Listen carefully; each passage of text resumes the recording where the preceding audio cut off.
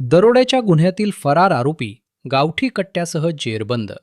जळगाव जिल्ह्यातील नशिराबाद येथे पोलिसांनी मोठी कारवाई करत दरोड्याच्या गुन्ह्यातील फरार आरोपीला गावठी कट्ट्यासह अटक केली आहे. दिनांक 23 मार्च 2026 रोजी सायंकाळी 4 ते रात्री 11 या वेळेत पोलीस अधीक्षक यांच्या आदेशानुसार नशिराबाद पोलीस ठाणे हद्दीत कोम्बिंग ऑपरेशन राबवण्यात येत होते.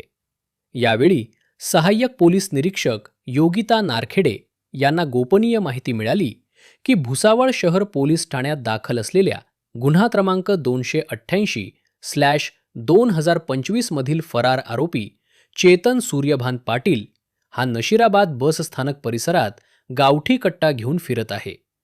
माहितीच्या आधारे पोलीस पथकाने तात्काळ कारवाई करत सायंकाळी सुमारे 8:20 आरोपीवर छापा टाकला. या कारवाईत आरोपी चेतन सूर्यभान पाटील वय 18 वर्ष राहणार वरची आळी नशिराबाद याला जागीच ताब्यात घेण्यात आले.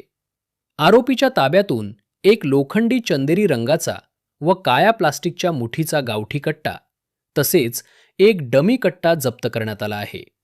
या प्रकरणी नशिराबाद पोलीस ठाण्यात गुन्हा क्रमांक 93/2026 शस्त्र अधिनियम कलम 3/25 प्रमाणे गुन्हा दाखल करण्यात आला असून पुढील तपास पोलीस हवालदार प्रशांत विरणारे करत आहेत.